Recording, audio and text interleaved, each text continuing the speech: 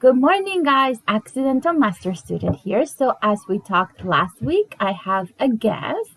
And if you saw last week's, and my son, and if you saw last week's video, he's here again. Yay! My Valentine. So, really quickly, we want to talk about human resources things, HR, because we don't think about these things.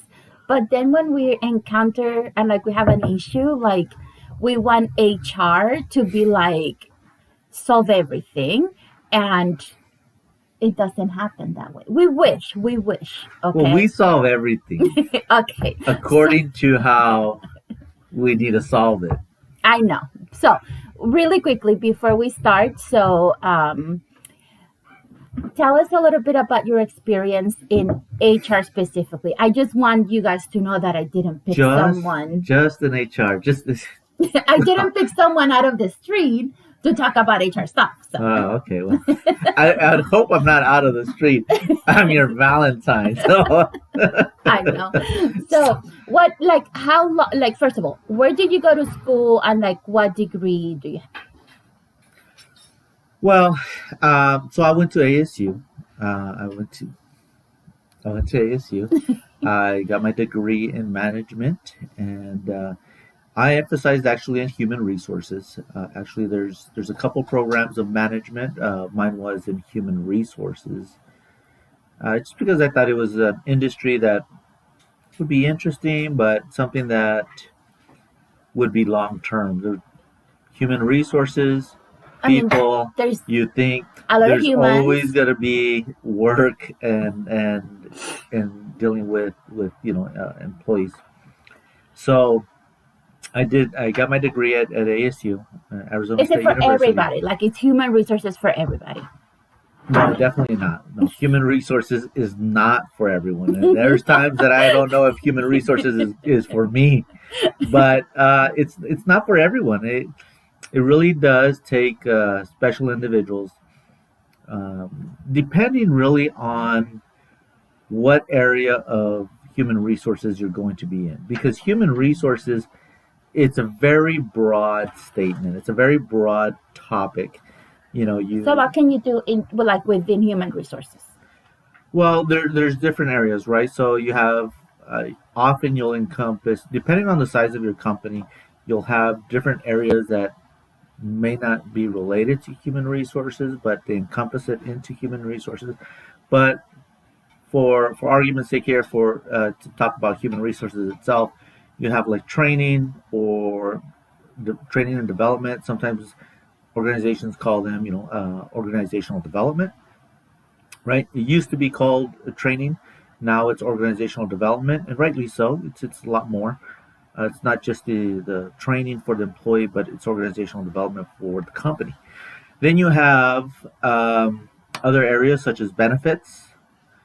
You have employee relations. You have human resources, generalists, business partners, where you talk about other, where you get more involved in the operational part of the company as well.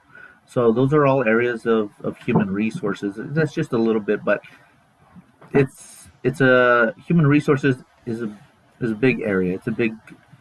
So it's not just you give me my medical insurance information, and then if I have an issue, you answer my question and tell me what I want. Right. That's no. I mean, that's possible, but it depends. Again, if I'm working in benefits, absolutely, right? That would be the area. That doesn't mean to say that other HR people can't help you, but if you're a big enough company, if you're working for a big enough company, you probably have someone specializing in that area. And now we have for my company, for example, I think they'd have for your company first. They had it first. We had a benefits person that all they do is talk about benefits. I'm making sure that you pick the right benefit combination. So that's Absolutely. Also within. Right. What we have is called a benefits educator. Sorry, my son keeps going back. He thinks he's small, but he's 6 foot, 200 pounds. He thinks he's small. He can just crawl around like a mouse. Just let him think Yeah, just keep letting them think that. so, So, like I was saying, is some people, some companies, if they're large enough, they could afford to have a benefits educator, and that's exactly what they do. They educate staff on benefits. They help with enrollment. The a lot of times with benefits is even like me, I don't know my benefits. I really don't have a good understanding of everything that I have that I signed up for. I know that I signed up for some good plans, but I don't know how to exactly use them all the time, right? So the reality is we kind of ignore our benefits until we need them. yeah, because like I kept the same benefit plan for like 14 years. Yeah, Yeah. 14 years. And then I met with the guy in my company, Uh-huh. and he looked at me and he's like, well, you're spending all this extra money a year that you could be saving if you go to this other plan. And that's what we're using this year for the first time. I'm a little bit nervous, but so those are different areas. So you have worked in different. Well, let me tell you a big thing on that. It's not just that. What happens sometimes is depending on what plans you have available to you, your benefits educator can, let's say you have you get into an accident, right? And you're just using your insurance, right? It's regular. Mhm. Well, sometimes depending again what plans you have available, you can contact your benefits educator and they say, well, no, wait a minute, you have this other plan that will pay you for this time off that you have, Yes, I have right? that. So that's what he Right. did. So those are like your accidental plans, critical illness plans, those types of things. Now people often forget that you have those. Yes. So they're able to go, hopefully, if you have them, they're able to go into your plans and tell you, wait a minute, you have these other things available to you, and why don't we go ahead and apply for those?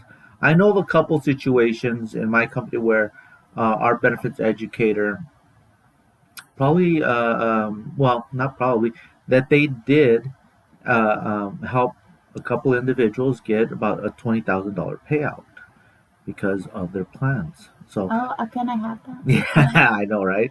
So No, because that means that you were in an accident or you no, had some I don't kind want of that. critical No, illness. but yeah, but that's important to know, like investigate, because again, like I said, for 14 years I had like the top of the top, right? Because you think the more you pay, the top of the top is the best. But then this guy said, okay, so you're not using all of your benefits even though you're paying for them. Mhm. So if you go to this other plan, which is going to give you the same type of, like, you keep your doctors, you keep everything the same, you're just paying less, and you have like is it HSA? Yes. An HSA. But for the amount of money that you were paying just for your health insurance, now you could pay health insurance.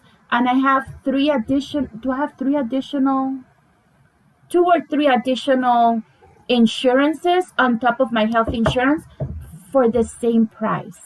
And it covers me, my kids, and some of it covers everything covers my husband except the medical Right. part of it. So I was I'm paying the same, but for a lot more Yeah. insurance. And I know like one of the insurances, like if I get like my heart check, which I do every year. If I get my heart check, I get like $50. Mhm. Like little things like that that you don't think about. So Right. that's good. So- So okay, to go back to HR, Yeah. So because going we back, got I mean, so yeah, we got sidetracked quite a bit, but you know, so I've worked in this area for about 20 years now.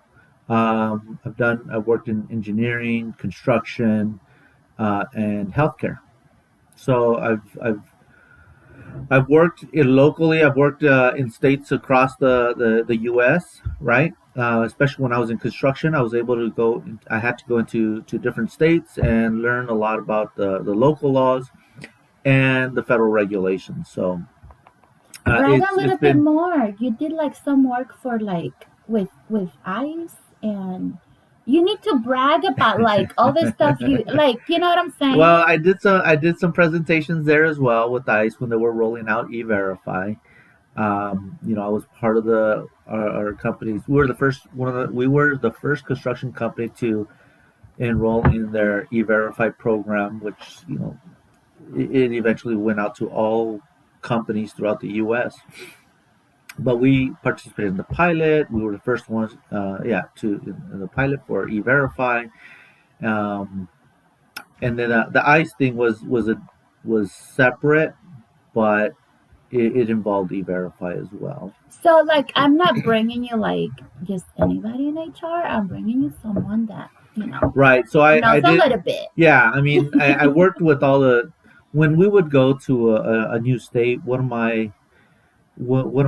my first steps was to contact the local Department of Labor, Wage and Hour, and the Office of Federal Contracts Compliance Programs. Let them know we're in the area, that we have a program, a project, and that I wanted to just meet with them and talk to them and let them know what was going on.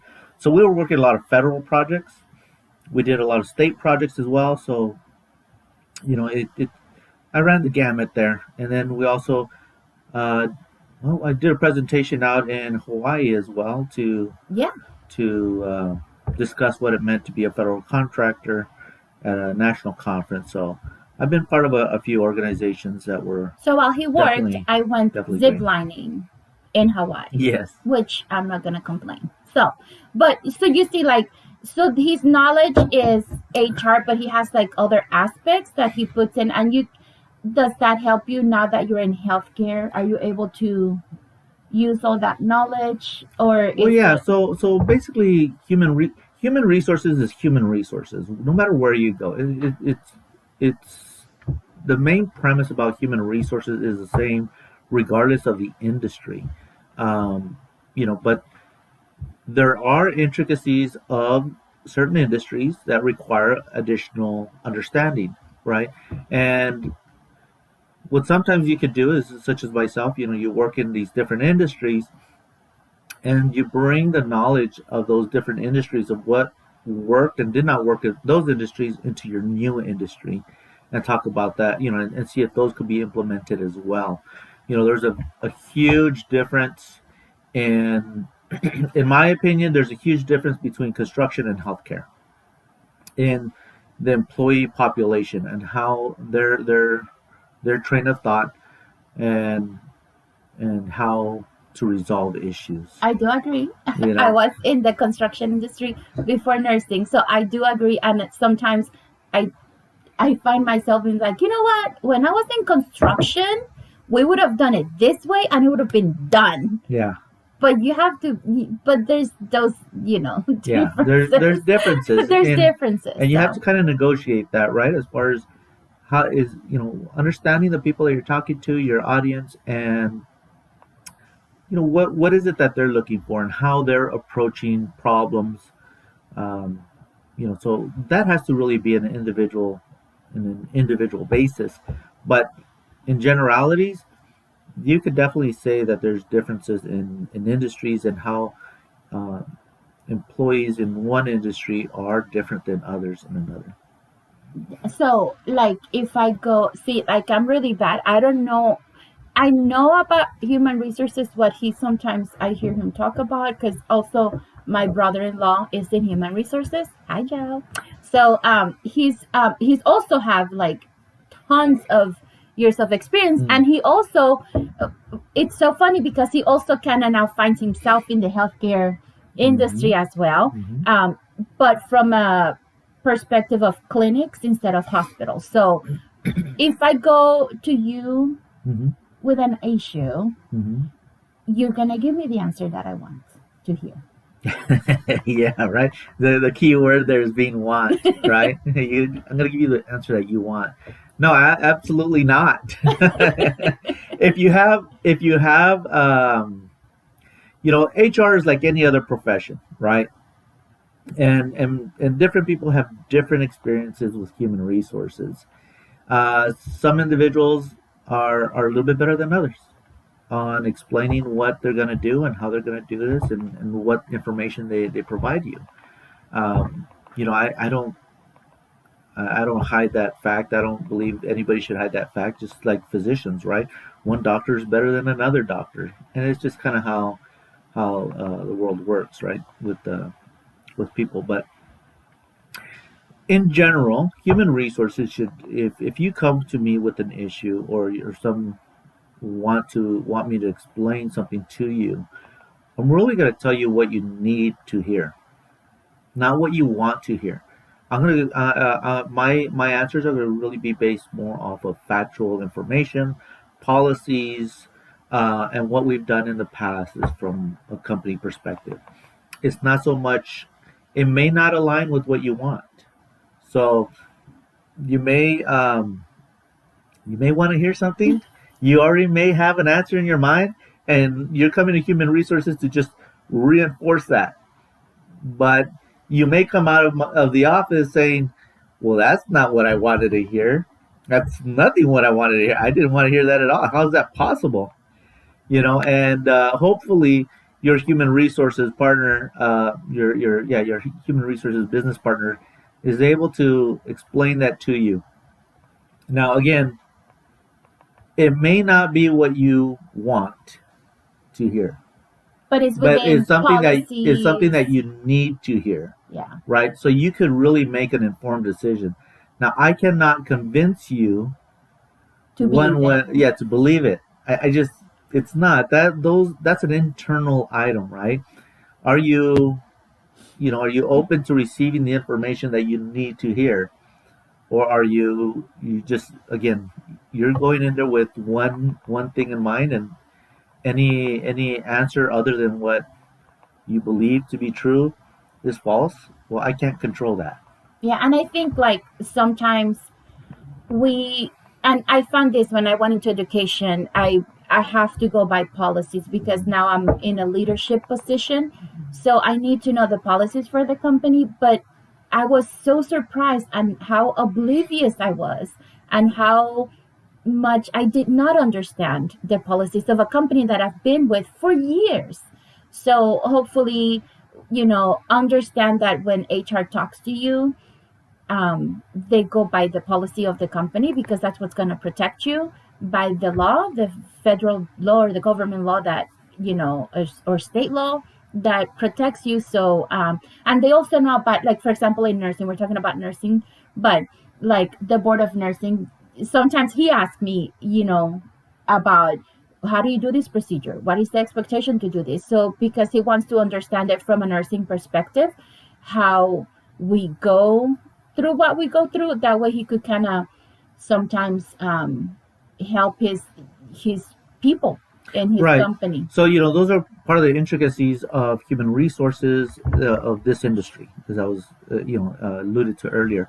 So in other industries we don't have a board of nursing, right? We do have some other organizations that will oversee the industry, but this is one of those intricacies of of nursing, of healthcare, where you have a board of nursing for RNs and was it LPNs now? No, not LPNs. LNAs, LNAs yeah. now. LNAs and LPAs, right? They also see LPAs.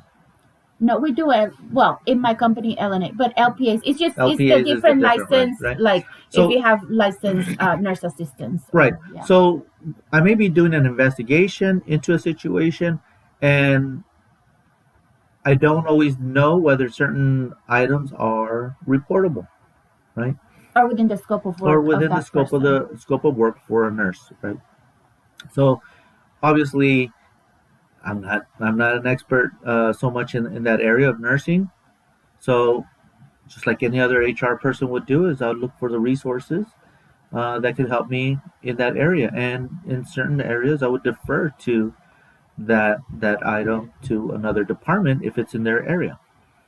It does also go back into the size of your company.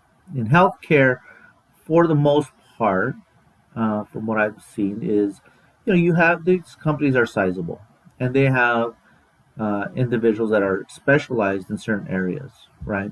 They have a risk department, they have an organizational department, HR, they have Quality. Well, quality, quality and risk. right? Legal. They Is have legal? you have legal department, you have um, not only your RNs, but you also have what is it? Your unit, your unit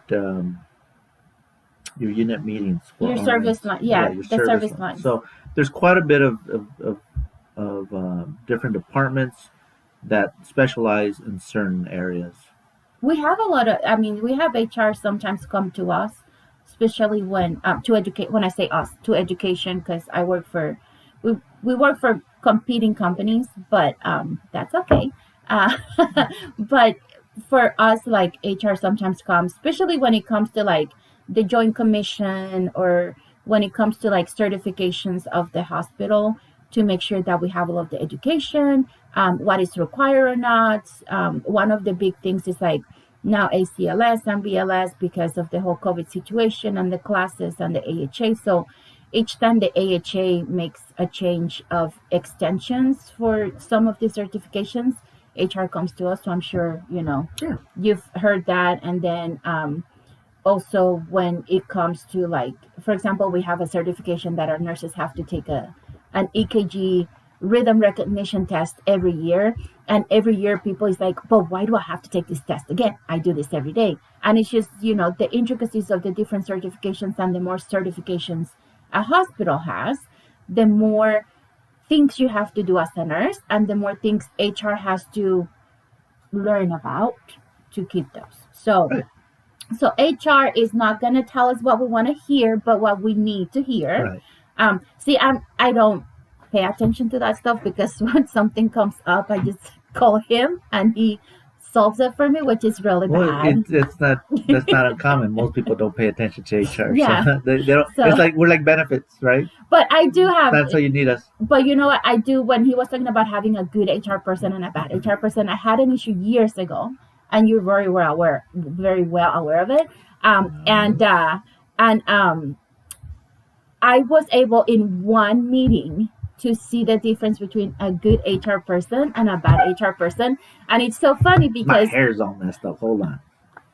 really, like, I'm talking like I'm giving my life experience here. And it's like my hair. Like, oh my God. So, no, but like, so I was able to in one sitting see that. And it's very funny because now the person that really I felt helped me the most in that specific situation is now his boss. One of my bosses. One of his bosses. So it's, it was very eye open. And then I was so mad because then he left. Yeah. And I was just like, I need help. And I was looking for him. And it's like nowhere to be found. Well, but so it just gives you that. So this is a little bit like a very long introduction to HR. Very long. But sometimes, like as nurses and as workers, we just don't know these things because it's just like we see your office, we know you exist, but we don't really pay as much attention, and I think it's very important. Well, I mean that's true because the vast majority of people don't know what we do. Yeah, It's just, and that's what happens, right? What we're saying is that a lot of things get thrown onto HR that are not HR related because, well, what do we do with this? I don't know. Give it to HR. They'll take care of it. Give it to HR. It's HR's problem, right? Sometimes that happens with education. They're like, well, I don't know. Ask the educator, and we're like, give it to HR. Yeah, give it to HR. We're like Mikey, right? Give it to Mikey. He likes it. I don't know who Mikey is. You don't know who Mikey is? Who's Mikey? Should I know who Mikey is? Yeah, actually, you should. It's back in the 80s. It's cereal. The older brother and sister didn't like a cereal. I think it was. I was not in mainland. It's okay. Okay. I'll show you the commercials later. I don't know. Okay. Mikey likes it.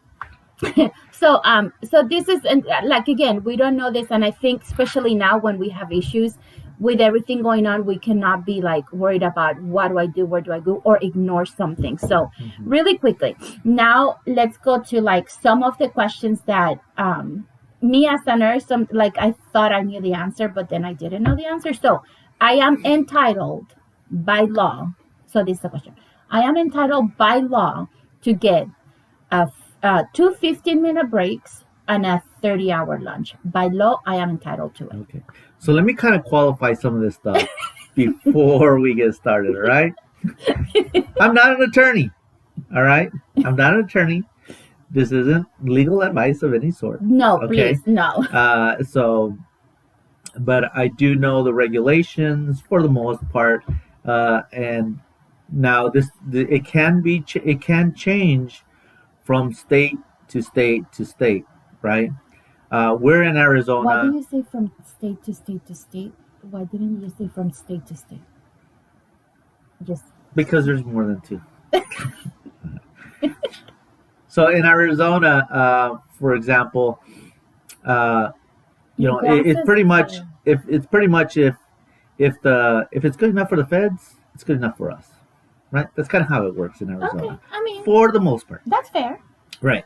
Now, if you're in California, well, if it's good enough for the feds, it's not good enough for California.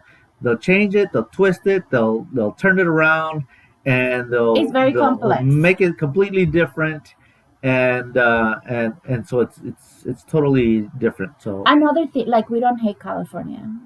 I like California for the most part. So, but this is like law wise, it is known, and I think even people in California know that whatever, like everything is 10 times more difficult. right, everybody knows that California is 10 times more difficult. It's not to say that for instance, I used to go to California all the time, and I love California. Love the weather, love the climate, the views, beautiful. The the regulations there to do business and is just extremely difficult. Extremely difficult, and it's something that you have to carefully navigate through. And it's not something that is very easy to do. You know, So the so breaks here and the lunch here in Arizona, very different to the right, lunch. right. So I think what I'm thinking is I'm talking more along the lines of federal laws. Okay. Okay, so breaks and lunch on the federal level, Hmm. right? And in some states, again, look up your state uh, um, wage and hour department, and you can find more information. Can anybody go in, or is Anybody this could go in there. specifically like you need a No, anybody secret could go code? in there. And actually, Okay. the federal law has a compliance tool as well that you could go in and punch in information. It'll spit out Oh, cool. a Okay. general response for you. So breaks and lunches are not mandatory. They're not required. Okay.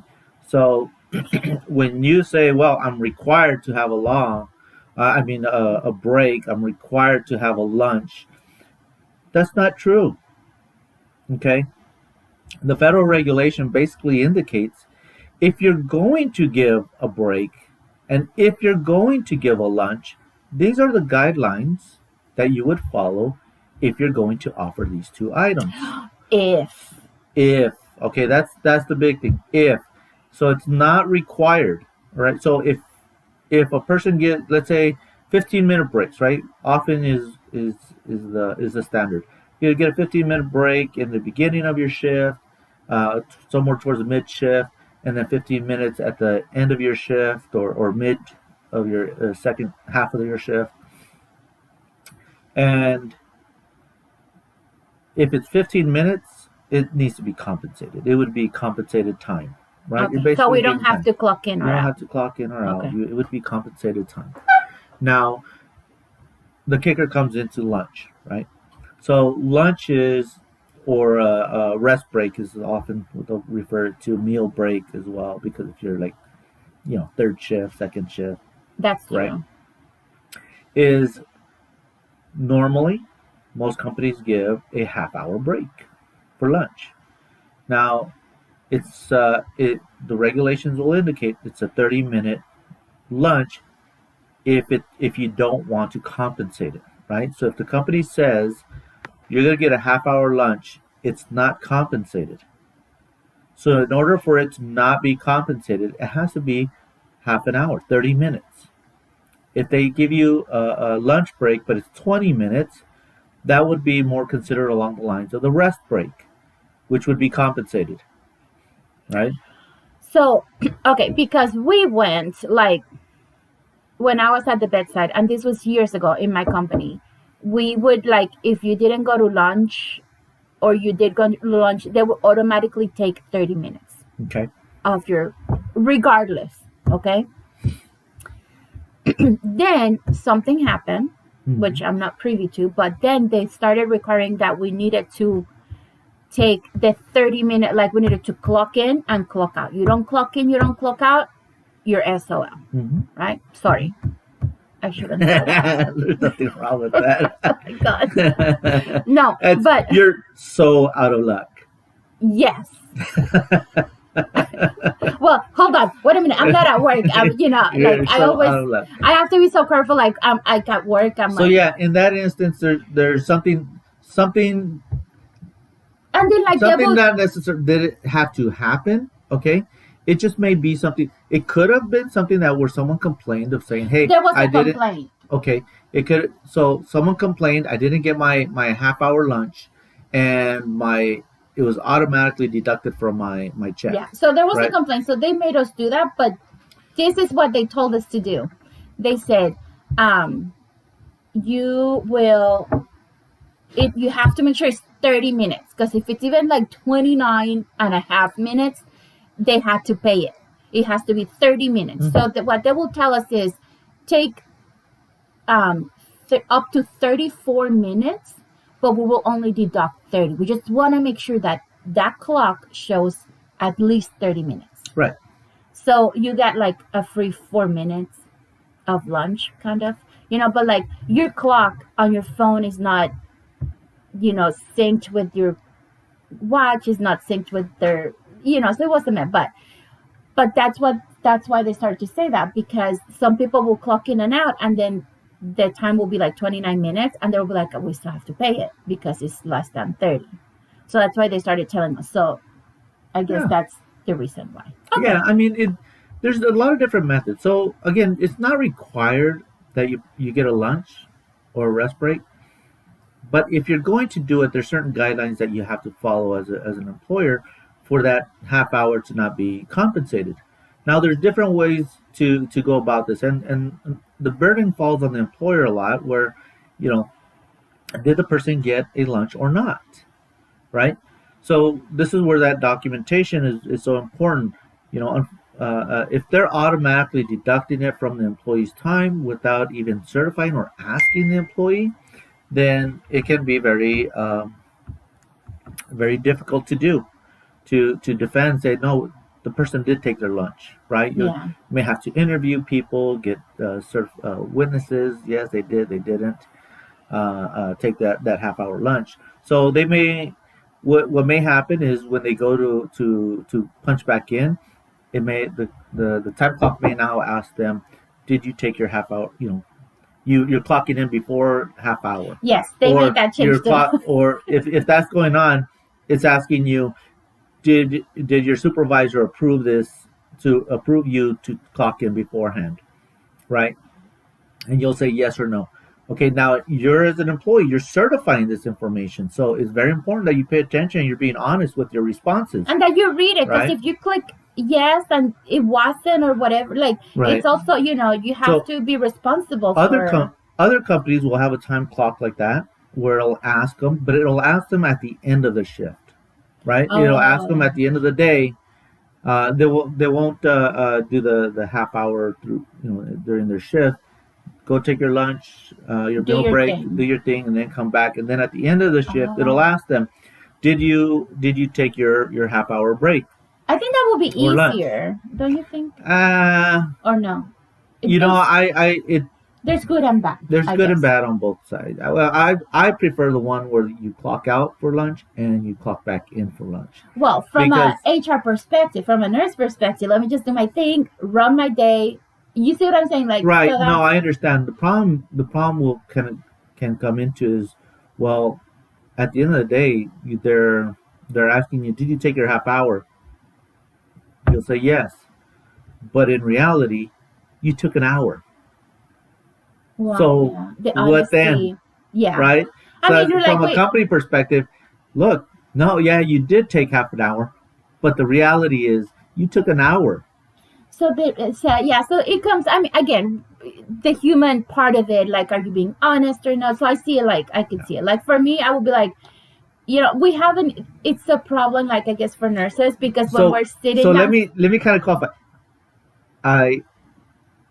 It's not that all people do this, but you do have just like anything else, you'll have individuals who will take That advantage will of the take advantage of situation. the They'll find situation. a loophole.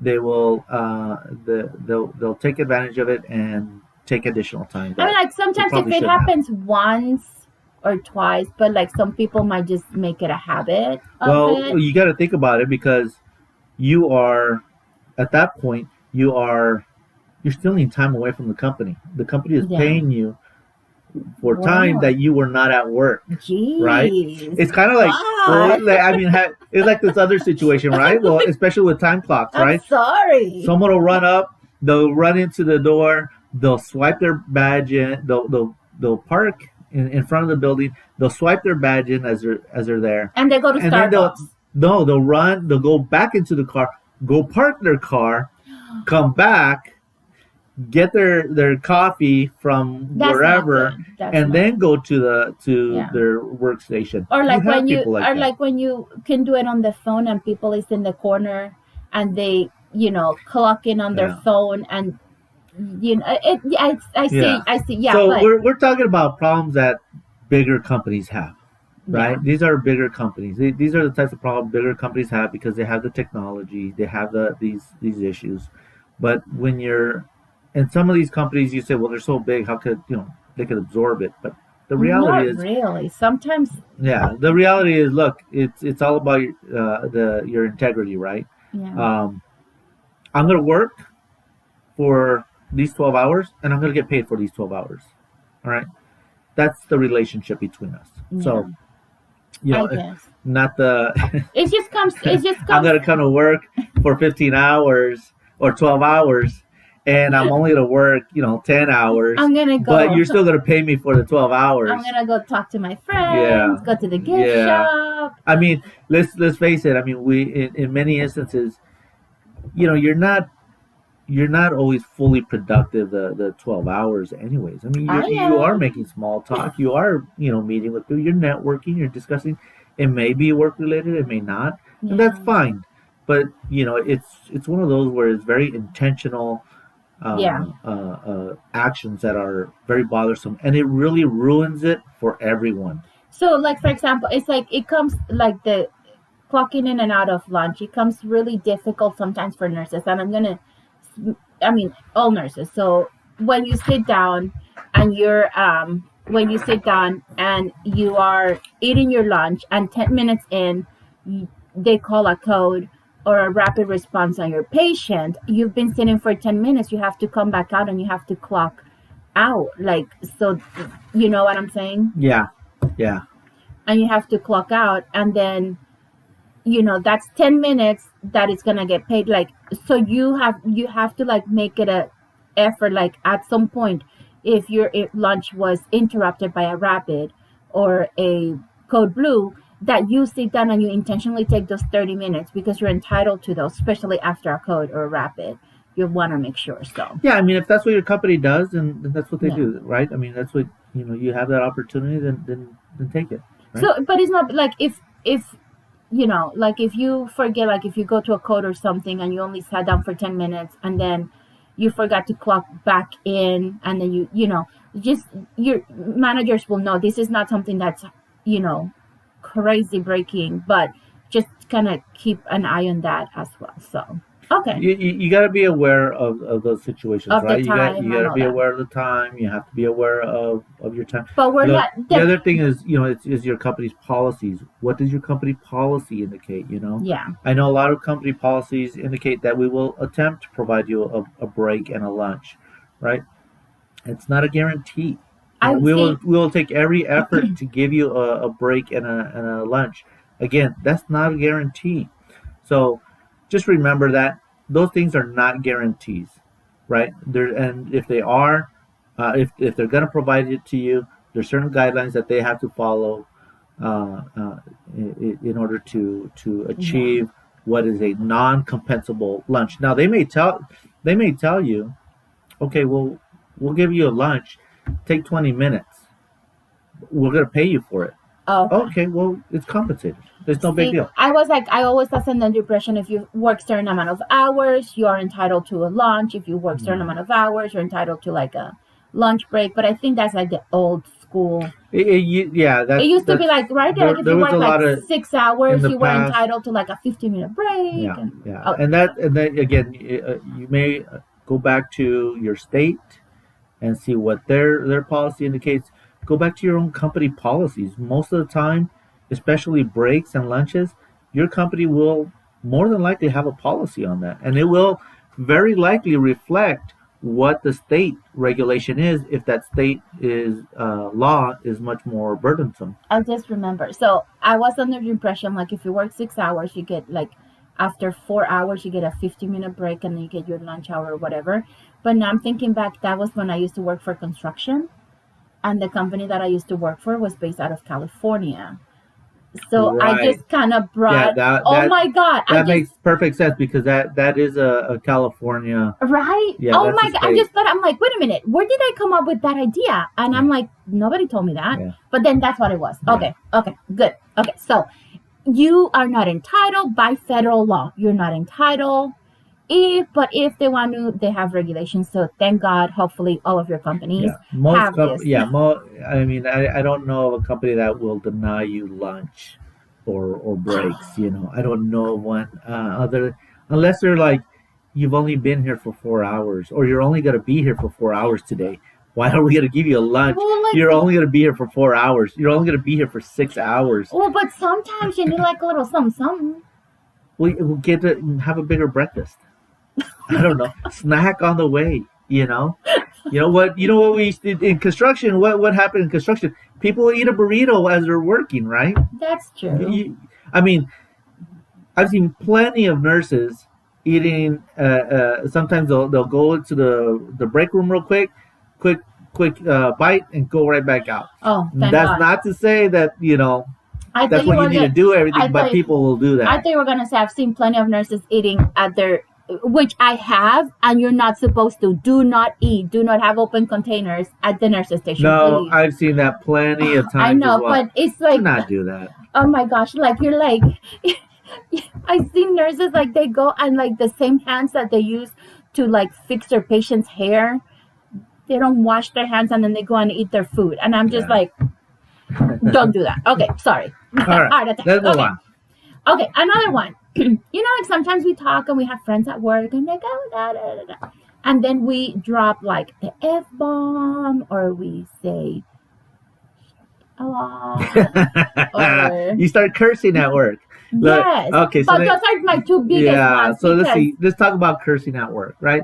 Is cursing against the law? No, cursing is not against the law. But what you have to remember is you're in a professional environment. You are a nurse. Right? Regardless if you're a nurse. If you're working with your friend. I mean, yeah, you may be working with a friend or someone you consider as a friend. These are your coworkers. You are in a professional environment. Not only that, you have patients along, that you're taking care of. And family members. And you may also have other colleagues, right? You may have leadership in the area as well. Doctors and others. And if you're going to be looking to, climb the ladder, why would I want to hire someone who is cursing as my next supervisor? Why would I do that? Because you want a cool supervisor? Yeah, cool supervisor. That cool supervisor is only for a small group of individuals, right? Yeah. A leadership, if you want to be in leadership, if you want to be a supervisor, you really have to understand how to motivate and lead people, not a person. You're talking, and you have to appeal to a little bit more of a larger group to get them to have fun at work and be motivated at work and get their job done in a professional and safe manner. Do not curse at work. So just avoid it. And okay? I know this is like a silly question. So here's something that I often get, right? The person will go up to the nurses' stations. There's a group of their friends there, their colleagues, and they go up and they start, "Hey, how you doing?" And they start throwing F-bombs and talking about what they did this weekend and so on. And I haven't seen you this week, and what's up, F, and this and that. Or the B word. Or the B word, right? Yeah. And It sounds like we're talking to It's like grand. Look, kindergartners. I'm telling you what, it's gonna get back to me. It's gonna get back to your leader, your supervisor. It's gonna get back to me Because that friend as is gonna HR. get mad at you at some point. Right. And let me tell you Well, something. not only just that friend, but someone who is in the vicinity. It's more often than not, it's someone who's in the Who's vicinity walking by who is walking that has by. nothing to do with you or your department. Right. And so then the answer goes into, well, I wasn't even talking to this person. It doesn't matter, right? It wasn't addressed to that person. It doesn't matter. It doesn't matter. I'm just saying. You know, again, you're in a professional environment. Act like a professional, right? And I understand. Whether you are a nurse, a CNA, a PCT, EVS associate, food service, doesn't matter. But we have those. I mean, and I understand. I feel you. We have those days. We have those patients. We have those family members. Sometimes we have those coworkers that make your life. Ugh! But you have to, like, again. I always tell, even though I'm an educator, but I tell my nurses sometimes, and when I do rounding, I hear this. And I have had, like, and I feel so old because I feel like I'm like scolding little kids. And I said, you have to think about not short term and getting that out of your chest, but think long term. What do you want to do within this company? If you don't care, well, yeah, go for it. It's a matter of maturity. It really comes into, I've had some individuals. Have they cursed, like when they're talking to you, like, and you're interviewing them, do they drop the F-bomb and as if nothing, like, because they think yeah. In some instances, I've had that, Now, when you're talking to me as an HR, you need to know everything. I need to know. Sometimes, even with the individuals who are making the complaint, I tell them, what did they say? And the individual is very shy about, saying what it is. Look, we've all heard various cursing words and such, and I've heard quite a few, right? And probably a little bit more than some others, just because of the nature of work I do. But it's still it's a matter of maturity for a lot of individuals.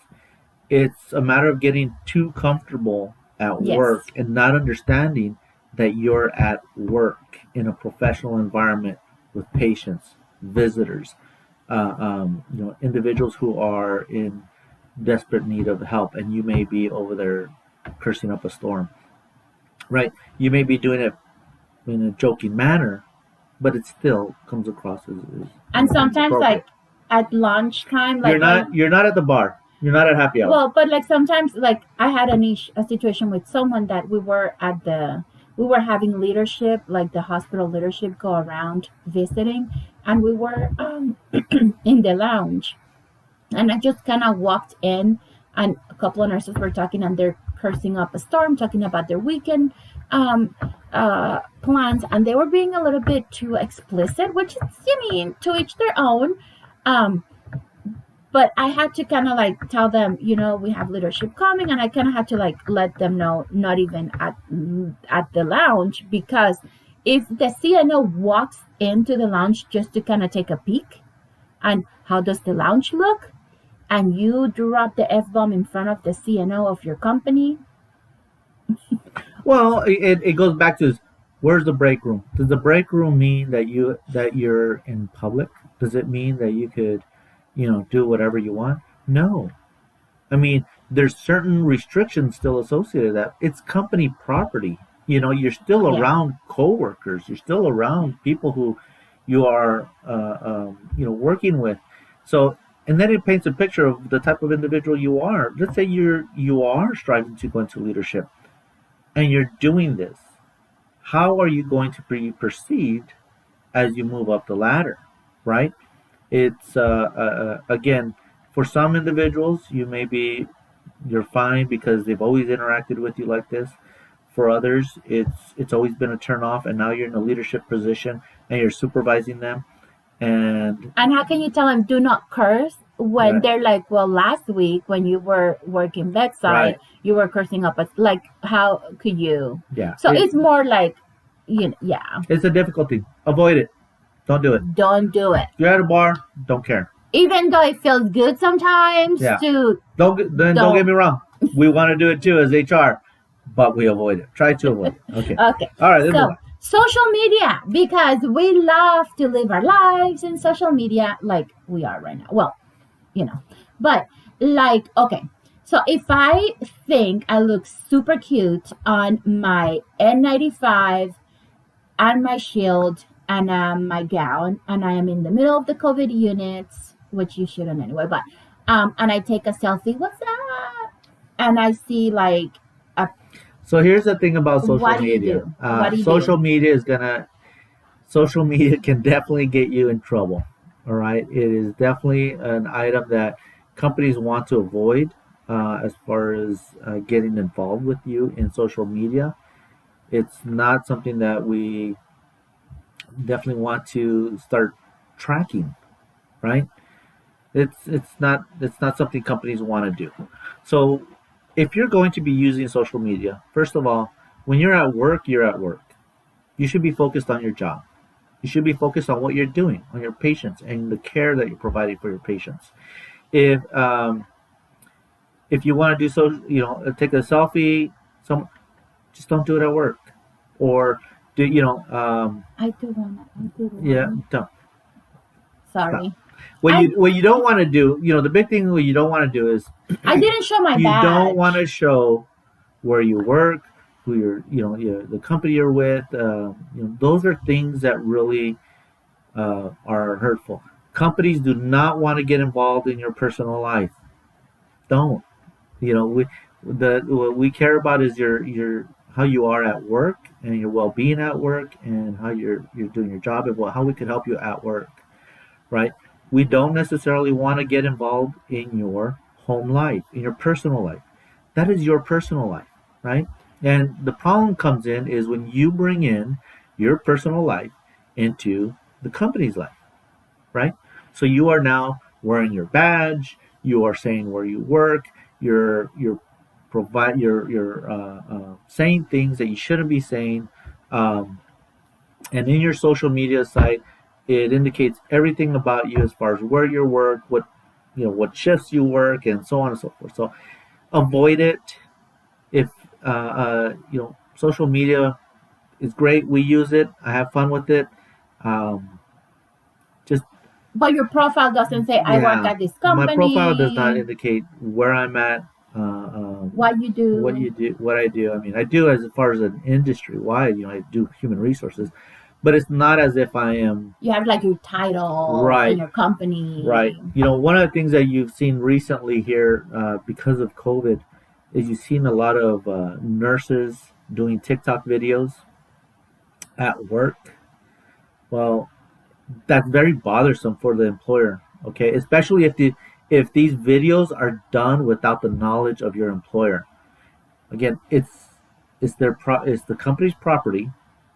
It's their time. They're paying you to be working, and yet you're doing videos on TikTok or some other social media for that And matter. it doesn't take like TikTok. How long is a TikTok video? I Like don't know. a second, Yeah, right? and But then you took 10 takes because right, you wanted it to be perfect. So right, the 5-second video became yeah, a 1 hour ordeal, right, and your patients are like, "Give me some water. right, I right. need oxygen." Right.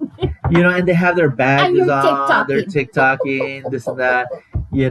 It's not something that the company knows about. So if they knew about it and they were on board with it, then they've given you authorization or they're participating on it, and they're And you've seen more than some of happy. those. You've seen some of those where like there's Yeah, different levels. there's more than happy to Yeah. provide you that time and to compensate you. Or they'll say, yeah, we'll be happy to. I don't know if it's going to be compensated or not, but it's something that the company is aware of.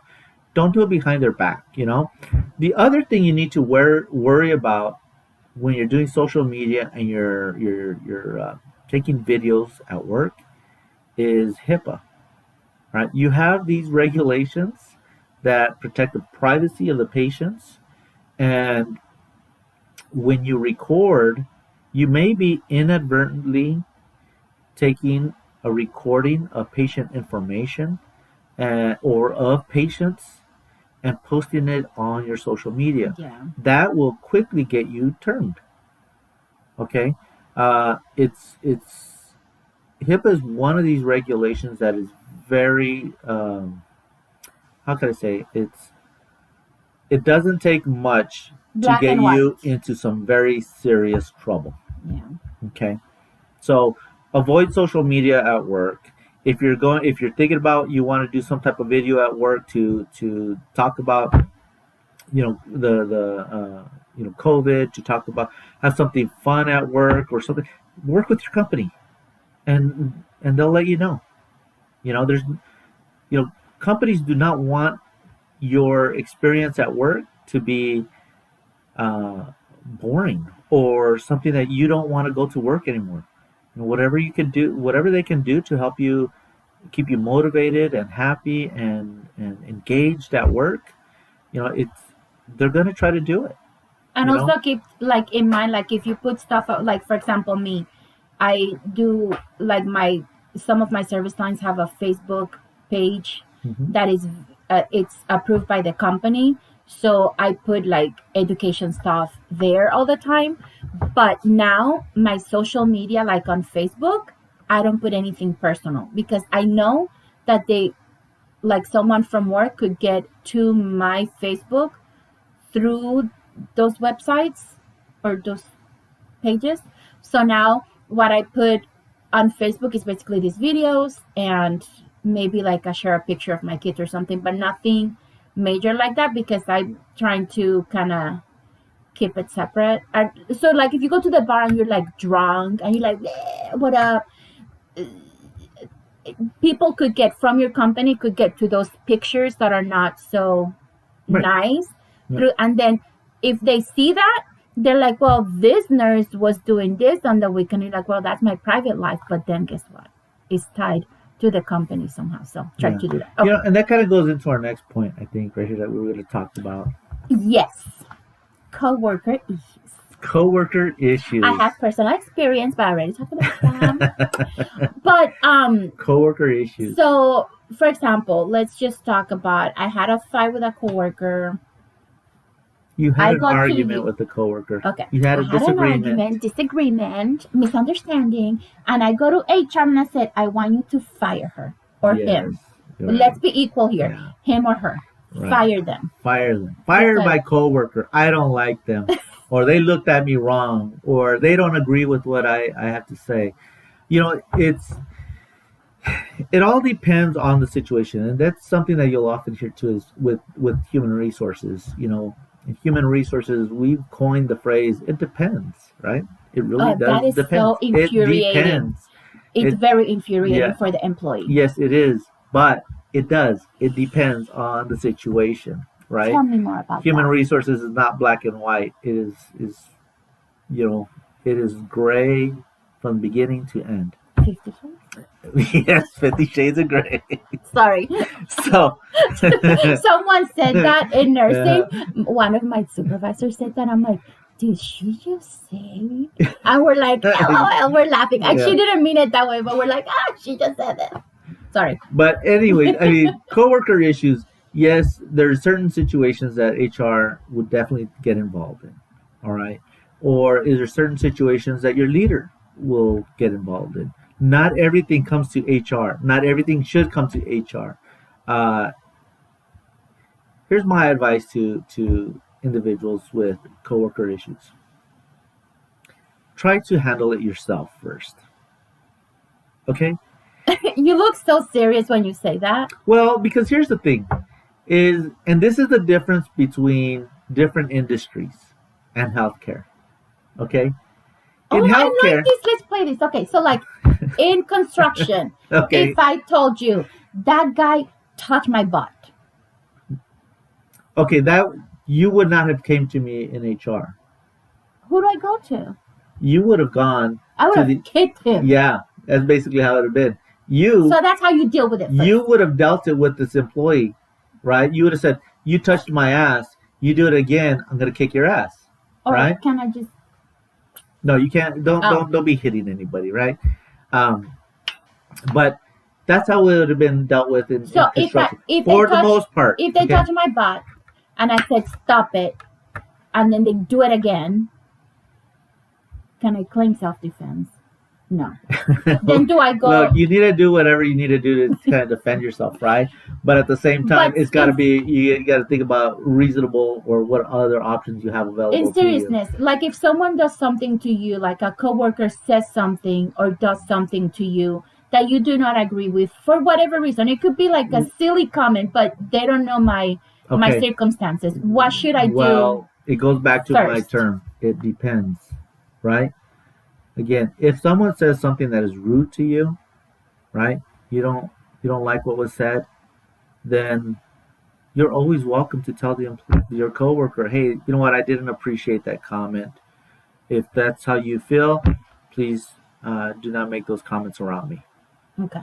Okay, you could say that. There's nothing wrong with talking to your coworkers, right? The problem is a lot of people have uh, this need to avoid conflict at work. Rightly so. I get it. Yes, we all have that need. We want to avoid conflict with our coworkers. But the problem is But not to the we detriment always of have your. there's always going to be a you know there's always going to be issues. You can't make someone happy all the time. So if I go to you because someone said or did something to me, and you ask me if I already handled, I said, well, Let's look at it this way. I didn't want to make an issue about it. I wanted to come to you first. Let's look at it this way. You come to me and you tell me, you know what, So this person, my coworker, made some disparaging remarks about my other coworker, right? Mhm. She called her stupid. She called, she's incompetent. She doesn't know what she's doing, right? Mhm.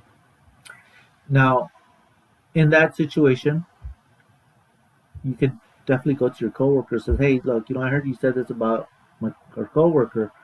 I don't think that's fair or right. I think it would be, you know, I think you should probably keep those comments to But if yourself. I Or if you didn't, have, or if you believe our coworker is incompetent in what they're doing, because some people are, you should talk to our supervisor instead of just telling the world. but what if I didn't and I just came directly to you? If you come directly to me, what I'm going to do is I'm going to tell you, have you spoken to your supervisor? Have you spoken to that individual? Have you spoken to your supervisor? Right? No, No. I didn't want to make a. I didn't want to. So what happens, right? Is they say, I I didn't didn't want to want make a big conflict. deal. I didn't want to make a big deal out of it. I But didn't then want you're to. making a big It deal says, because I'm going to but wait a you. minute. You don't want to make it a big deal, but you're coming to HR instead of your direct leadership who has direct opportunity to resolve it then and there. Yeah. But you want HR to handle your problem. Yes. Yes, that's not how it works, right? But that's what we pay you for. No, that's not what you pay me for, right? So when it comes to those types of things, you either resolve it yourself, right? Okay. Or you resolve it with your leadership. Okay. Okay. There was one instance I think I had where an employee had indicated that she was not, that this other employee had expressed interest in her, right? And offered to buy her a drink at happy hour, and offered to buy her lunch, and she just kind of giggled and laughed about it and walked away and such. And I asked her, well, didn't you? And I says, okay. And she says, well, I want that to stop. Okay. Well, have you ever told the person to stop, or that that you feel that they're interested in you in a certain way in a romantic relationship and that you're not interested? She goes, no. Isn't that what HR is for? That's what I would have said, but No, I'm not there to manage your personal relationships, right? And these things, no, and then it wasn't even at work. Oh, It was right. they were at happy hours. And, hey, want to buy you a drink, And then at work they did ask to see if they wanted to take lunch together. But it's kind of like, no, I'm not there to handle your personal relationships. Now if the person's at work and they're dealing with certain, and this person has already expressed No. No, Okay. I'm not interested you in that way. Why you pushing me? I'm not interested you in that way. Um, And I keep please, insisting, and like, the person let's do keeps it. insisting, then yes, bring it to HR's attention, and HR will probably then go to the person, or we'll talk to your leadership and tell that person, cut it out. They don't like you. Stop. Would you say it like that? Get stop. Cut it out. Actually, I have. I've told people to just cut it out. Stop. Again, I tell you what you need to hear, not what you necessarily want. And some people need to have it a little bit more blunt than others. They don't quite get it, Okay. right? So, but they've said this. I go, I understand what they said, but stop. Okay. Just stop. Cut it out because it's not going to go anywhere. And the only thing you're going to do is cause yourself more trouble. Then it goes into okay, they stop. They don't interact with that person in that manner anymore, and that's that. Okay. So So so just so here's handle the it. so here's the Handle difference it. between it. Yeah. So there's the difference between construction and and healthcare. In construction, Well, issues are normally resolved by the employee, or they've already made all the attempts to resolve it. Okay, they've already talked to their leader. They've already told the coworker. They've already done all of this, this work. In healthcare, human resources seems to be people's speed dial, right? So, cut it out. so I No, so I want it's to. not that we can't give you advice and such and to manage it, but it is something that you need to think about. Is this something that I could just manage myself and take So care of? I'm gonna ask a question that might not be popular with a lot of people, but I Because just really quick, how would you feel if you made some comment and then human resources comes and talks to you and he says, "Well, why didn't that person just tell me?" I would just be ready to cut somebody. Whatever. No, I mean, What but do you yeah, think? but I would be like for me, the type of person I am is like, you have an issue with me, just like tell me right away because I'm the type of person that if I say something and you don't tell me, I'm gonna continue saying it, and like I don't want you. And I had this happen to me, like you know, my boss talked to me and it's like, well, this person feels very threatened by you, and I was just like, what? Good. Like me, little old me. But it was because I made one that I thought was one silly comment, and that person didn't like it because I don't know, I didn't know their experience with the situation. So I'm like, well, why didn't you tell me that like 6 months ago? Like, why didn't, like, I'm so confused right now. Why it didn't happen? I wasn't upset. I was just like, I don't know. So, I was gonna say something. Oh, I was gonna ask a question that might not be popular, but it's something that for me it was very eye opening because I came from construction, and like my last project that I worked, I was like 300 male workers and me. I was one of the project engineers and then the two secretaries. So that was the only females.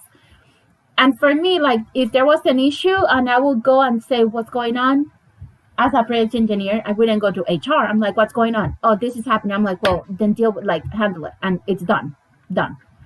But that was like with guys. And for me, it was very difficult in the beginning. And it's still sometimes because now nursing is mostly females.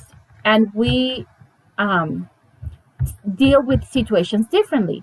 And I got into, I was looked, they thought I was a little bit too, ¿cómo se dice? Raisin, rat, like forceful, like, Yeah, you know, brazen. You're just rough. because when I had like a couple of situations when I started in nursing, well, this is the way I handle things in in construction, and they're like, what? Like, and I even had like a nurse cry because I was too rude, and I was just like, what happened? Like, I didn't even know, and I got in trouble in the beginning because now I had to learn. Okay, so you deal with guys this way, and the same situation arises with females. Have you like? Is that something that, like, I think that plays because males are more logic. Okay, don't do it. But then female, like something happens and we get more emotional and emotionally invested than guys do. And it's something, and and it took me a while because I also turned to, like, I would get frustrated and mad, and like tears will come out of my eyes because I was so mad that I couldn't verbalize, because I knew if I say what I want to say, I'm gonna get fired. But it was very emotionally driven. And then my last supervisor, before this one, my last supervisor, she always told me, do not mix emotions with business. This is, you're coming here to work. Don't take it personally. But we tend to do that. Like, I guess the nature of nursing is to be emotional and compassionate. And, you have to be, like, I don't know, there's like a weird, Look, I guess I'm not so. or is it I'm not gonna doesn't go. matter? I'm not. What I see is there is a difference between how healthcare handles problems, and how construction does. As Uh, an industry, not not as an industry. necessarily as Right. individuals. No, because I think what happens is that in healthcare, and or each industry fosters its own way on how problems are resolved. Okay. Right. Because as you indicated, I wouldn't go so far as to say, it's easy to make that connection of saying, well, men and women. I mean, yes, we think differently. I mean, that I think that's a given, right? But then it makes sense because But you have you kind male of nurses but you have male nurses, that are and very, you have female construction workers, just like in your situation, right? You're a yeah. perfect example. You just provided it, right? When you were in construction, you handled problems and situations in a certain manner because that's how it was fostered in that industry And and it in was that profession. permiss some things were permissible in construction that I would, do that in healthcare. Right, and in healthcare, it's a little bit different, right? The Yeah. industry has fostered a different type of method on how complaints are made, received, resolved, right? But that doesn't mean it's wrong. Doesn't necessarily mean it's wrong. Okay. I would personally like to have it improved. I think construction probably has it a little bit better in how they resolve it because, um, again, the individual is able to communicate what their displeasure is and manage the situation with the person. And sometimes those discussions are, they're arguments. There's argumentative discussions, right? But that doesn't necessarily, just because you argue with someone doesn't it doesn't necessarily mean that it's bad. Yeah. It's an argument, it's a difference of opinion, and that's okay. You're sharing ideas, you're sharing knowledge, you're sharing, what the differences are between you, and you're sharing how this person makes you feel when certain topics or ideas are brought up. Conflict sometimes is good. Conflict is not bad. Sometimes conflict is good. It's real. It does go into kind of when you said when we let our emotions drive that Yeah. conflict. That is when I would say the issues arise, right? Because people lose their composure, they lose their sense of understanding and listening, right? Again, that doesn't necessarily mean that you can't argue and be loud and so on. You should, and you try to need to maintain that composure, but that's where I think a lot of people go wrong, and they start elevating their voices, they start yelling at each other, they start getting in each other's Because they faces, start taking it they start taking it very personal. personal, because and it may be it conflicts with their personal beliefs, right? And I think that's Yeah. where we really need to understand, okay, well, why are they having such a problem with this, right? What is going on? Yeah. So again, conflict is not bad. uh, um, it's just a matter of discussing it Just and more like the whole, sharing and the of what you have in difference, you and know that's what? okay. That's true, because I could tell you right now, when I had my idea of what HR was, it was just like your benefits. Because when I was in construction, I never, like, I knew my benefits guy. but I didn't know anybody else. And it was a large company Mhm. because all the issues, like I never saw, oh, let's call HR to solve this situation. Right. And again, I worked my, you know who my project manager was. Mhm. So it was just like, he was from New York. Mhm. So he was like, let's cut it out. Boom, done. And it was really like liberating for me because it was like my first big job, and I could go to my project manager and be like, this is a ball of, which Well, I did. But then he's like, well, it is what it is. yeah. And then the roach coach is here, let's go have lunch. Yeah. I'll buy for everybody. And it was done, handled. If you have that interaction in nursing and healthcare itself, no, it's Yeah, like, it's yeah, very it's a little bit different. Again, in construction it's kind of more of expected that you're rough, you may say some words that wouldn't be acceptable in another industry. Um, and you resolve the issue, yeah. you know. Uh, again, the problem is that in construction you're not always around you're not around patients.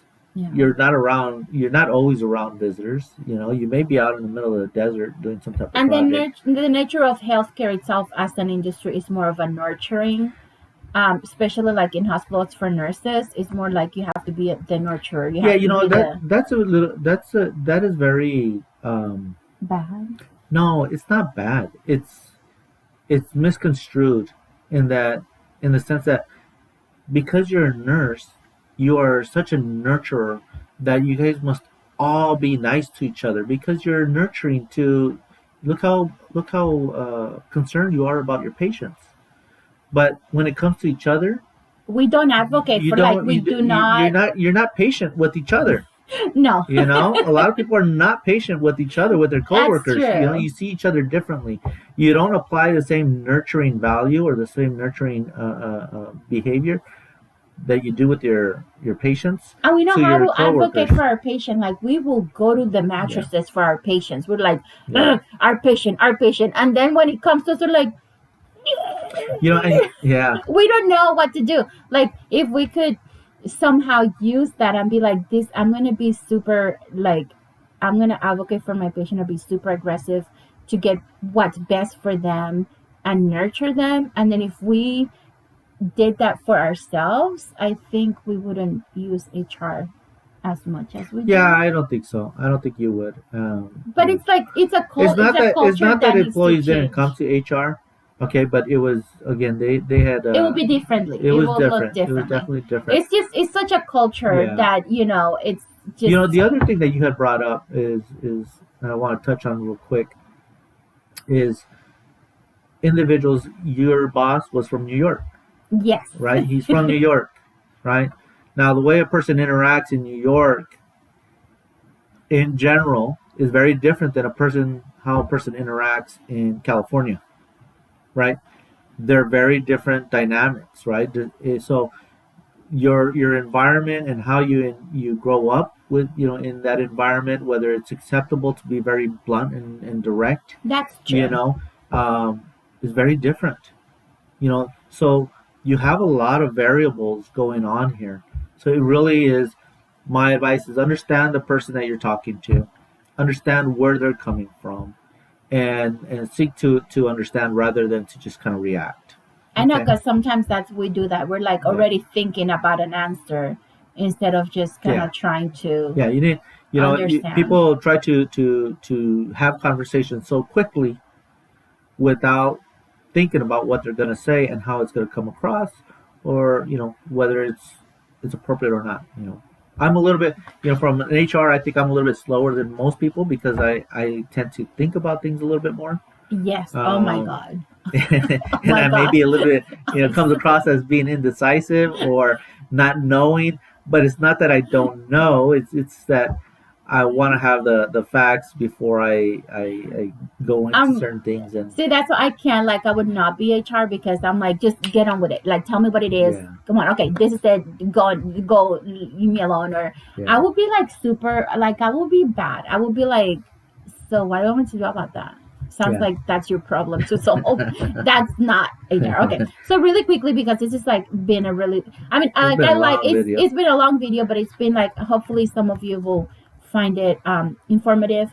So really quickly with COVID, there's two major things that even as an educator, people will vent to me because they see me in a leadership position, and I'm like, I don't know what to tell you. One of them is hazard pay. Really quickly, without going into a lot of detail, because this is like a hot topic. Hazard pay. Per the federal government, our nurses that work on COVID units or in hospital, like in the ED, for example, in COVID units, are they entitled to get hazard pay, or does that depend? No, no. Under the federal guidelines, they don't dictate hazard pay. Okay, that is something that is you could probably find more on along the lines of maybe a state or your company itself. It's not a mandated item by the federal government. So I would attribute it to be more of a company guideline as far as what they would consider to be hazard pay. We all sign up for our jobs. We all sign up for certain things. We all understand that there are certain times that we may be in very difficult times. But does that mean that I would need a hazard pay or a premium pay? Well, it all depends, And that's right? the thing is like I could tell you from a nurse perspective, I do understand when someone comes to me and say we should be getting hazard pay, because in the beginning of the pandemic, we didn't know what we were dealing with. And, even when I went to teach about PPE, like it will change from day to day. It will be so different. It's like, am I bringing this to my kids? Do we know? Is this going to kill all of us? Is this going to like get my whole family sick? And we didn't know about that. And it was, infuriating for some people when we said, well, you signed up to take care of sick people. But I guess in our head, for this generation of nurses, we didn't think we were going to see this. And maybe was that a shortcoming on us that we didn't, or was that a failure of the actual nursing schools and the training that we received in college, that did not prepare us mentally for this could happen? So what do we do? So but know that hopefully your companies are supporting you in, and I know money is not always the only thing, but Yeah, so that's but a it's, that's a big thing. yeah, So compensation is not going to make you more motivated to go to work. or The less reality is, exposed to it whatever. really isn't. I mean, if you're getting paid a good wage, money is really a short term fix, right? If you don't like what you're doing, money is not going to make you happy per se. Yeah, It's a short term fix. I'm getting great. I love it because I'm getting paid a lot. Well, I love that the fact I'm getting paid a lot, but I may not like the work, yeah, right? So it's a short term fix. Then you become disengaged, and you become disengaged. Then the possibility is your performance starts to decline, and then if your performance starts to decline, you start to get yourself into some trouble, right? yeah. And so again, compensation is used as a motivator, but remember, it's a short term fix. Yeah, because Uh, then when the money yeah. is not there So when is it? anymore, Yeah. Now coming back to hazard pay, I know companies have some companies never had hazard pay in their policies. Some healthcare never had hazard pay in their yeah, policies, and they recently integrated it because it was really more of it's more of a competition right now. to It's a, retain. it's an employees market when it comes to um, you know RN the need for RNs for healthcare, right? And not only RNs, there's a couple other ones as Yeah, well that are in high demand. And so when there's high demand for that career, that nurse or that respiratory tech, wages will go up because dialysis yeah, nurses in high they demand. go up because there's that need, right? And that's kind of how the market drives wages. So hazard pay it's a short term, it's a short It's like a it's a band-aid. yeah, it's a short term Yeah, compensation. It's not an ongoing item, and the parameters around that, as far as when to apply it, is really driven by your company. Yeah. And some companies cannot because they were so Some hit. companies cannot They because were they hit can't afford hard. it. They were Right. hit hard with like not being able to do like elective surgeries and stuff like that. So, Right. but just keep in mind that it's this is something that, and I know I hate to say that, like I to my nurses, like I hate to tell them, well, this is what you signed up for. But I think we all knew, and even as because I've had to like go work in the COVID units. I've worked giving vaccinations, and I do rounding and I go into these units and I'm like, I know I signed up to take care of sick people, but like I don't think like it hit home that that could mean a pandemic of this magnitude. And I think, and again, that's what I'm thinking, is it really the fault of the nurse that wasn't ready mentally, or was it that as educators, I'm talking about colleges, universities, and even us in the facilities, did we not prepare them? Because we have, I mean, Well, you know what? I think it. but you don't know at the same Yeah, time. no. What I think what happens a lot is, um, I'm glad. I'm happy to be in the career that I'm in, as long as I have these certain parameters. Once those parameters change, once my work environment changes, then I'm not so happy anymore, Yeah. I right? mean, And so that's where the person needs to then make the yeah. decision for themselves. Is this still right for me? Is this still the right industry for me? Do I still want to continue to do this? Do I need to change careers? Am I in a rut? Right? And that's where these issues come up. This is where you get like where the person is making great money, right, in their career, but it kind of keeps them in there even though they're unhappy because they're making so much money, but they hate what they're doing. I don't like So that would that's be your yeah. miserable. You're miserable. Yeah. And Can we've you had, can you do it for a little while? Absolutely. but not for the long If you do run. it for long term, long haul, you how many people do you see have been there for years and years and years, long term, and they hate what they're doing? Individuals like that, I've seen them. and Yeah. they hate what they're doing, and it's really isn't so much a fault of their own. They're kind of a lot of times they're just stuck in a rut. They really haven't Yeah. stepped back and say, should I be doing something different? You know, Yeah. I want to see people be more happy in what they do, happy in their lives, and happy in their And I career. always use this example between money and happiness and liking your job because my sister is a teacher. My parents are both educators, cousins and aunts. And I always tell people if happiness in your job was tied to money, we wouldn't have teachers because teachers are underpaid, but a lot of them like they love their job. And we've seen those teachers that do not and they get out of it, but for the main part, they love their job and they do what it and they complain, don't get me wrong, but at the end of the day they love what they do. So that's something that in nursing we've been really fortunate that some of our pay is higher than other industries. But I've had new nurses. I had a couple of new nurses that when I went to do like rounding and check on how they were doing, they're like, oh, they're gone, they quit because they realized that they went into nursing school and they finished nursing school and got this job and got here and are dealing with the COVID and they're like, this is not what I signed up for. Yeah. So they quit or and that's okay to do that. That happens in a lot of industries. It happens to a lot of people who coming out of college, for that matter. Yeah. You're I've used that example quite a bit where you study a certain career and you think you'll love it, you love the idea of it,